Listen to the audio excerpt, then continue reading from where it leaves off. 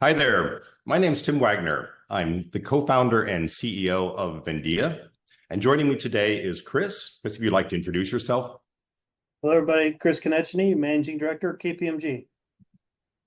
We're excited to be joining you today and talk about some of the interesting things that are going on in the 1033 and the general space of data sharing here, especially with regard to these compliance systems.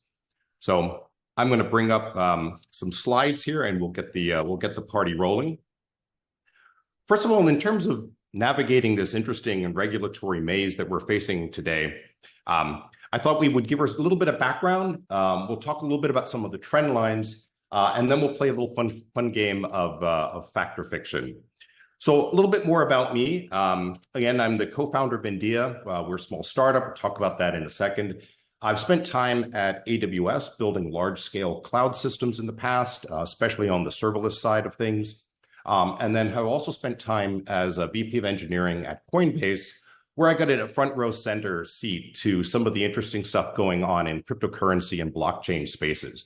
And we'll be talking a little bit today about how some of that plays out in distributed ledgers. Chris, over to you. Yeah, again, Chris Konechny. I'm a Managing Director at KPMG. Thrilled to be here with Tim from Vendia. At KPMG, I've worked with many financial organizations to modernize operations and adopt transformative technologies. And I have a particular passion for blockchain technology as well. So looking forward to today and exploring how reg changes can become opportunities. So I think we can dive right in. Chris, maybe you want to give us a little bit more background on KPMG, and then I can do likewise for Vendia. Yeah, briefly, yeah, KPMG is one of the world's leading professional services firms. We have over 273,000 professionals across 700 plus offices globally. So we're in almost every country, I think, about 150 or so. We serve 84% of Fortune 500 companies. And so we're both uniquely positioned to provide expertise that spans industries and geographies. Specific to FS, we focus on helping institutions navigate complex challenges from strategy and technology transformations through to regulatory compliance. Our open and core banking solutions are designed to help clients modernize their operations while staying agile in an ever-evolving reg landscape. One thing I would say that sets KPMG apart is our ability to deliver end-to-end solutions. We work across the entire enterprise through business, tech, ops, risk, and data to provide client solutions that drive real impact. Tim, do you want to introduce Vendia? Yeah, a little perhaps a little less well-known name than KPMG. Vendia is a Silicon Valley-based startup. And we really created this company to focus on this mission-critical challenge of helping enterprises build data ecosystems without losing trust, security, or compliance. So based on some of these modern cloud computing technologies, some of which I've been involved in, in helping to bring to market in the first place, we've developed this SaaS-style platform that really provides this low-code, no-code convenience. We've got award-winning IP that includes advanced capabilities like the ability, for example, to erase PII information without losing track of the immutable, verifiable transactions across parties. Our platform's compliance and enterprise-friendly distributed ledger technology, which is designed to really make data sharing easy, help eliminate the need for human reconciliation workflows, and then also create this automated auditing and compliance approach that can help lower the TCO, even for highly regulated workloads in healthcare, marketing, and of interest to us today, of course, financial data. We provide solutions to global 5,000 companies across a lot of sectors and industries, helping them to share critical data in real time while preserving that privacy, data sovereignty, and end-to-end compliance, even when the data crosses parties, clouds, regions, lakes, and different systems. So let's get into the meat of the things today. I thought maybe for starters here, Chris, just given KPMG's purview, just the number of customers you serve across a variety of sectors, markets and so forth, you've got this amazing kind of ringside seat. And I thought perhaps you could walk us through some of the trends that you're seeing, in this regulatory space, and especially in the financial service changes that are coming up with 1033 and others? Sure, and I'll try to speak specific to open banking, but these are really industry trends kind of going into 2025. So three of note that I'll highlight here. One, consumer willingness to share data. So a substantial 74% of consumers are open to connecting their bank accounts with financial applications. This really underscores the growing demand for integrated and user-friendly financial services. Second, an emphasis on data privacy. Among the businesses implementing open banking solutions, 78% of those have robust data privacy measures. And then lastly, and I know Tim will talk more about this, blockchain adoption. We've got a quote, a stat here from IBM.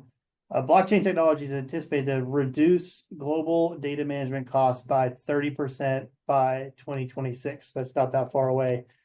The potential for cost savings and enhanced transparency is driving increased interest and investment in blockchain solutions.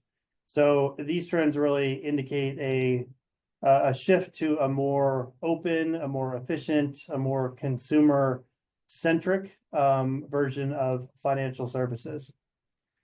Tim, anything to add?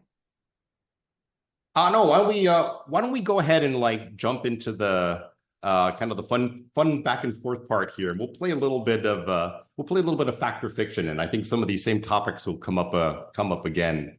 So, Chris, why don't you go ahead and kick us off here with the first one? Yeah, Tim. Fact or fiction? Consumers have lost control over their personal data. Yeah, I think this is kind of a really fun one, right? Like, I mean, because it feels like it's a fact, but when you look at what's going on here.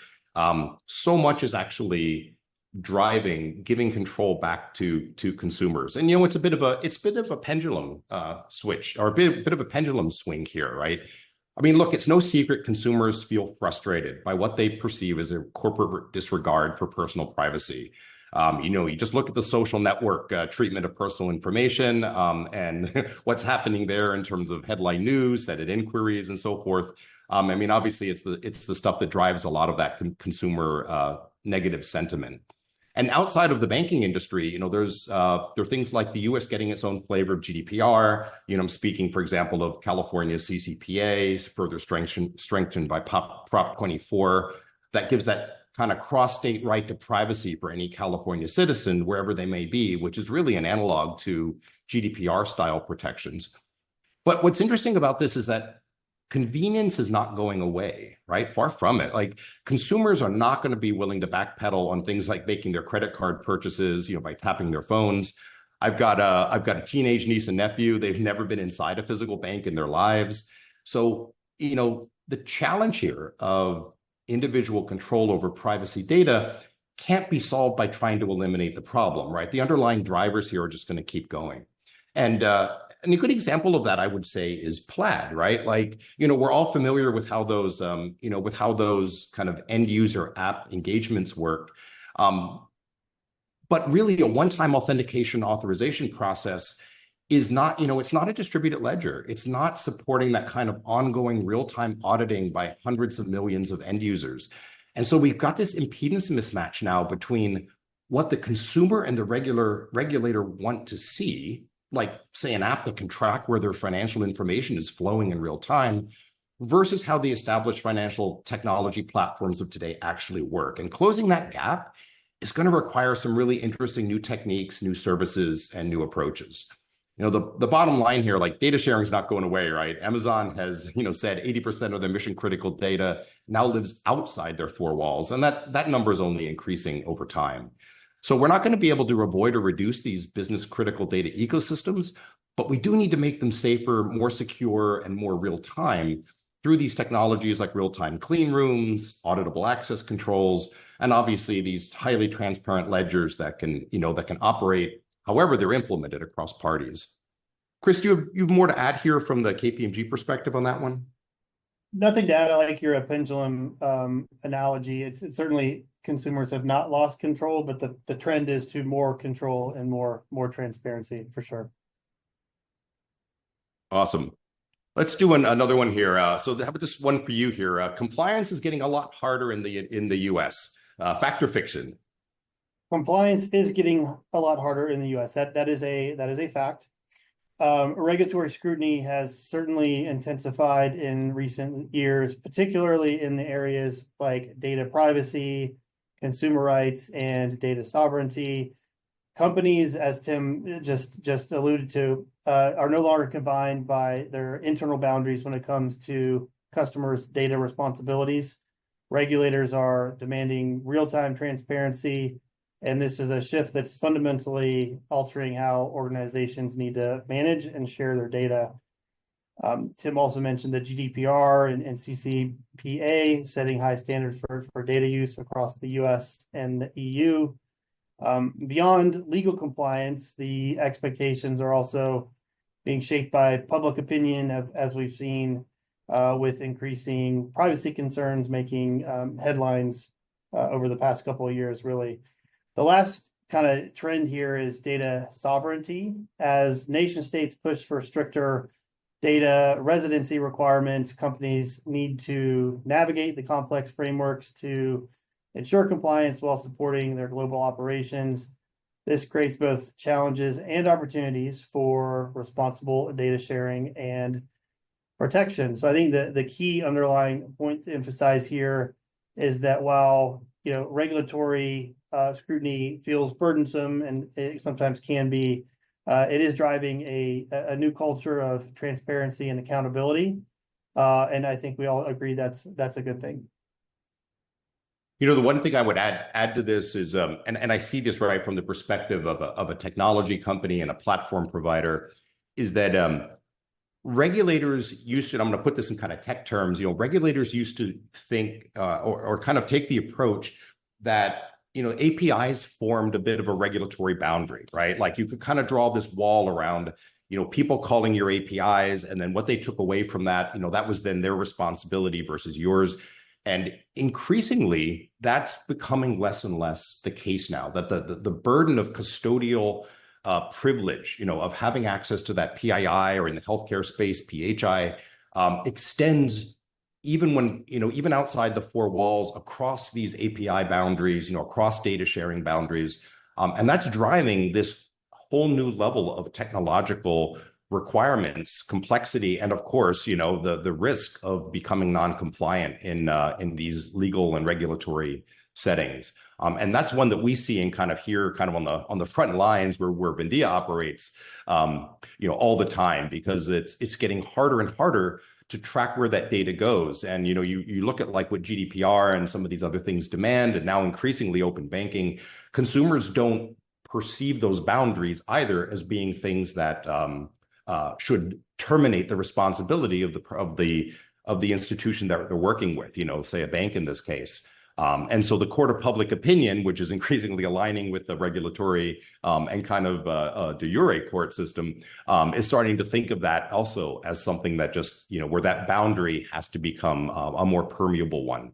And that's leading to a whole new set of challenges. So yeah, totally agree. This is a, this one's definitely a fact. Let's do another one here. Digitization and data sharing are an auditor's worst nightmare. What do you think about that? Yeah, I think, and the audience may be feeling confused about this one too. The answer is both. I think this one is fact and fiction. It's clearly digitization and real-time data sharing are reshaping the financial services industry, offering unprecedented opportunities for efficiency and innovation. However, they also bring significant challenges. On one hand, you've got increased data volumes and complexity that can lead to data silos and inaccuracies, and organizations often struggle to maintain control over their data. You see the question on the screen, lots of questions like who has what, and can we trust it?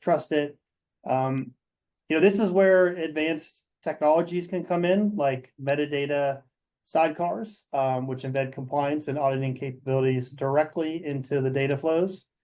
Similarly, immutable ledgers such as blockchain provide tamper-proof records, offering both security and trustworthiness. So I think, while digitization is a double-edged sword, there is technology out there to help. I love the double-edged sword analogy here, right? Because I think that, that is so true. It's the perfect way to characterize this one. I mean, look, there's no denying that shipping more data more quickly to more parties, clouds, regions, SaaS services, data lakes, et cetera, like it's an auditing nightmare. Digitization, process automation, more PII and personal financial data, growing data volumes in general, like it's all contributing to this data explosion, right? That genie is definitely out of the bottle. But the silver lining is, as you say, is that these same technologies that create the problem are also perfectly well designed to solve it. Data sharing works just as well between an institution and its auditors as it does between that company and another business partner or across departments or divisions, right? And in fact, companies like Vendia often get called on to perform data sharing, not just between business partners, but also to do that between the business partners and their auditors, either internal or external, because that's in fact often kind of part and parcel of what sharing that sensitive mission critical data, amounts to. And that automation is, not only makes the data transactions, safer and more transparent, then it can actually lower the burden and cost of human-based auditing. I mean, in a perfect world, we'd love auditors to focus on these high value add activities, right, and remediation steps, rather than sort of the drudgery of, hey, show me a sample transaction. So, I think we're all looking forward to getting to that world. All right, Chris, I think it's your turn here. Go ahead. Yeah, back for the question for you, Tim. Blockchain and financial ledgers can't delete data, and I'm excited to hear the answer on this question. Yeah, this is this is a great one, because I think certainly the feeling around this one, right, is that this is a fact, or that like the current technologies are kind of make that difficult. And in general, one of the challenges I think with blockchain technologies has been sort of this lack of regard for enterprise considerations, right? And around deletion, just to pick this one topic, right? Blockchains, they're valued for immutability and verifiability, right? It's built into the idea that the information that they contain doesn't go away, and it can't be repudiated. And that's a wonderful, lovely premise. But then what happens when you're trying to, for example, store something like that has erasure requirements like GDPR or CCPA, or when information has these very asymmetric rights, right? Which is, say like social security numbers, where one party needs to see them in clear text, but then another one needs to see them in a redacted form. And, open banking is a great example here, right? Not all parties going to have access to all forms of data in all the same ways. And so whatever mechanism we use to form that conceptual ledger, whether it's a literal ledger or not, really has to be supportive of that. And that selective data masking and redaction, asymmetric access controls, custodial changes to personal data among the different parties, provable erasure, right? Like they're all absolutely critical. And one of the things that we set out to do with Vendia was make sure that we weren't building something of only theoretical interest, right? It has to have the practical capability to make sure that things like the transitions of GDPR data can be made, fully compliant, so that in cases where the data has to actually be dissolved at the end of the day, we can remember the transaction, we can do irrefutable tracking of the data while it's present, but we also allow for those compliance-friendly ledger solutions, right, that allow for things like the actual compliant actions to take place. So, really, really important to make sure that like that actually maps into standard business practices. And those technologies exist. They aren't just necessarily, fully and universally deployed. Chris, you have a additional perspective on this, because I know you also see the broader, workflow and business challenges here from KPMG's point of view. Yeah, no, I think you summed it up pretty well, Tim. Awesome. Well, let's move on, because I know we're getting kind of close on time here. We got one more left. And then kind of speaking of zooming out a little bit, here's one for you, because I think you guys, kind of see this all the time. Regulatory changes impact corporate dollars, beyond just BAU. What do you think about that? Yeah, I think that's absolutely true. As regulatory involvement requirements evolve, financial institutions face critical decisions about where to allocate their resources. The focus is no longer on just compliance, but on building a foundation that enhances both operational resilience and also supports long-term growth. One of the biggest questions organizations face right now is should we build versus buy?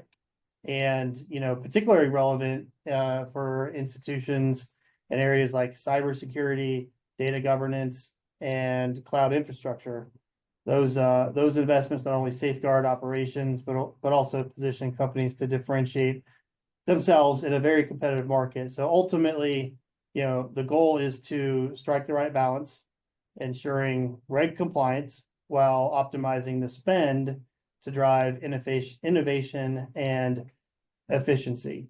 So it's really, reg spending, really should be viewed as investing in the future if you're doing it the right way.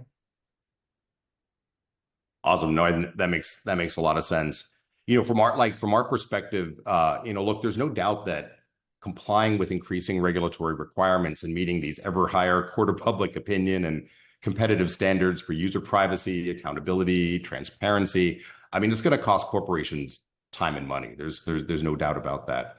I think from our angle, like we think the thoughtful use of platform technologies and upfront analysis of these key technology and product needs, especially in the arenas of like data sharing, real-time clean rooms, sovereignty preserving data transfers, like by doing that now and placing that up front, companies can help to eliminate or at least lower that risk of non-compliance down the line.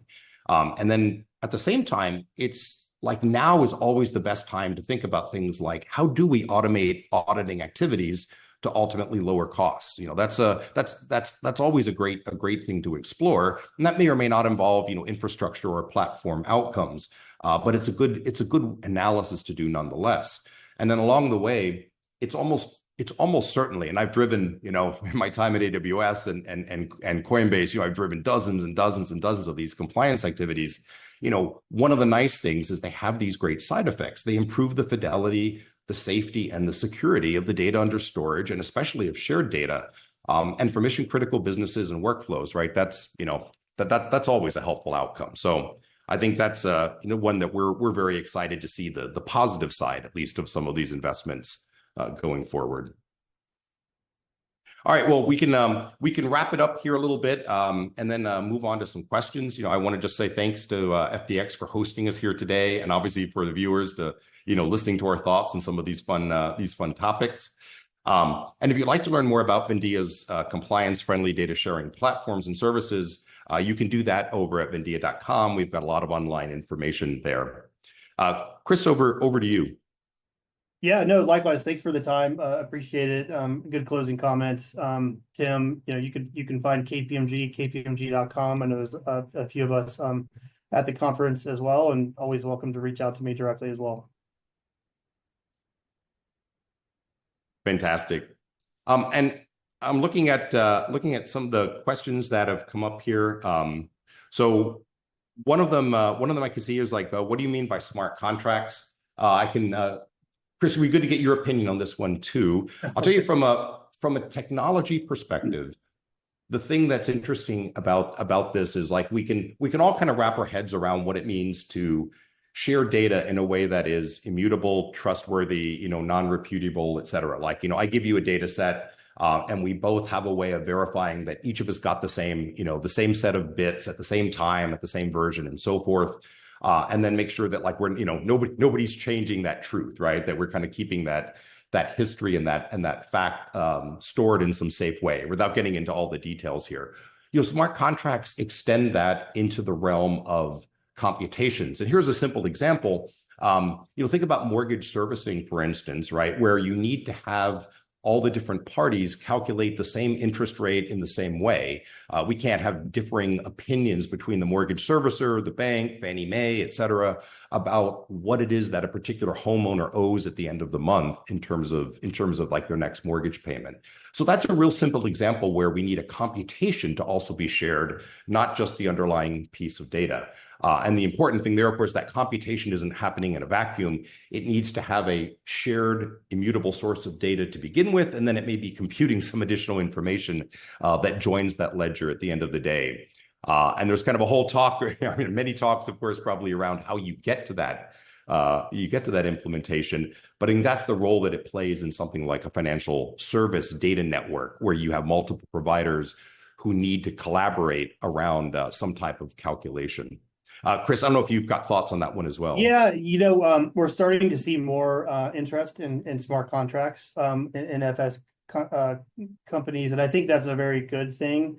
I don't think they're well understood as much as they should be. Incredibly powerful tools to, basically monitor and execute kind of both sides of a contract once certain conditions are met. And that's happened all, based on, hard-coded, rules in the code. There's no, person or judgment involved there. So I can think of a number of applications for smart contracts, across the industry and outside the industry. So, I think we'll definitely see more smart contract type solutions in the future. I just saw another question come up, Tim, that I think would be a great one for you to ask around Vendia. How does Vendia safeguard information as it relates to Gen AI? I think that was the gist of the question.